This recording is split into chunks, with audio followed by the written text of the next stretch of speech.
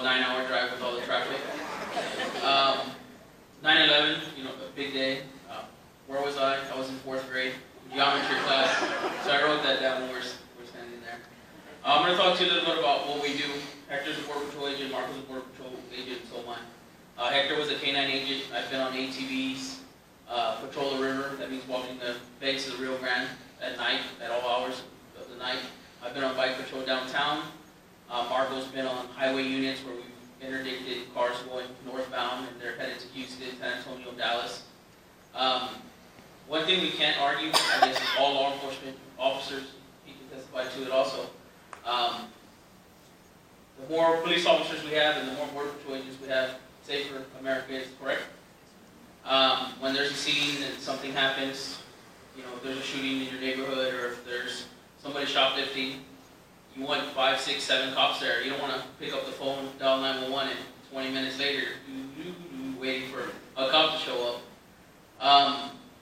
Congress has mandated that we've had a little over 21,000 agents. Currently in the Border Patrol, we have 19,000 agents. The New York Police Department has 34,000 officers just in New York. So they have more officers than we have Border Patrol agents covering the northern and southern border. Yeah, it's pretty crazy.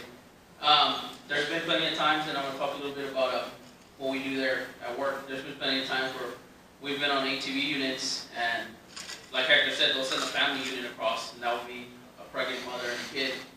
We'll send our assets that way, we'll hit our ATVs that way, then they'll send another group of 5, and we'll catch those. Well, if we have 2 agents working 5-mile area, we're tied up there, and they're running, you know, cocaine or marijuana, terrorist cartel, who knows what's getting through. They're coming through these other areas and we don't even have enough manpower to respond.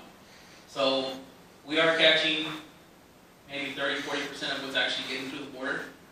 They're crossing the border, they're not staying in Laredo, they're not staying in Del Rio, they're not staying in Zapata, they're not staying, I mean, if any of you guys have been there, they're not staying there. They want to go to the Cowboys game, they're going to Houston, they're going to San Antonio, they're headed northbound. President Trump signed an executive order to hire 5,000 more agents. The more manpower, the better. The more illegals we can catch at the border, not catch and release them, deport them back, the safer America will be. Some of the problems we've had is the polygraph system. Like Hector said, we met with Senator Ted Cruz in El Paso. I was able to discuss some of the issues we've seen with the polygraph. Believe it or not, we've had high military officers, Secret Service, and former Border Patrol agents apply for the Border Patrol. These top high clearance military background checks, they apply for the Border Patrol and they can't pass the polygraph. They'll fail the polygraph for some reason. So our reasoning would be like, he's in the military, he has all these great sniper skills, hardcore Marine, and he can't be a Border Patrol agent, or somebody that was a Border Patrol agent and they left to another agency and they didn't like it, they want to come back and be agents. Oh, I'm sorry, you can't be Border Patrol agents. So we're able to expose the wrongdoing, I guess, of the polygraph, and we're able to revamp it a little bit. So hopefully we can hire more agents and get the border staff to ultimately keep the border safe, Dallas, Houston, all the United States safe.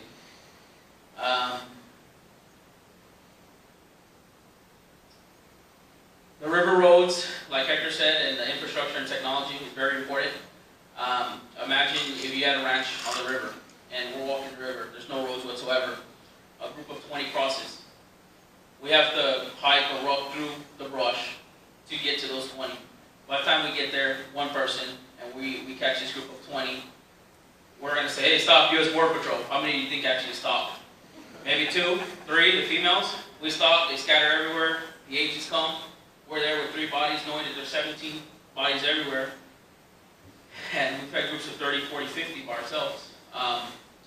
Without river roads and technology, it's impossible. We're on foot. Even an ATV can go so far that you have to, abandon it to get on foot. Without any of that technology, it's impossible to properly secure the border. No matter what you guys have heard on TV or what Obama has said or what the Department of Homeland Security said, I challenge you guys, if y'all ever want to come down to the border, hang out with us. We've done several walks with congressmen and tours of the border. You can see, I think it's harder to cross the Trinity River in Dallas than it is to actually cross the Rio Grande. That's the truth. We'll talk about infrastructure. Marco will talk about infrastructure, technology, I guess the things we need on the border, and some more cool things we do. Also, I'm a recruiter, so if anybody is interested in applying for the Border Patrol or has kids, daughters, grandsons, anything, just get with me after, and I'll give you my phone number. I'll show you a quick process on how to try to get them through, and you can come and talk with me.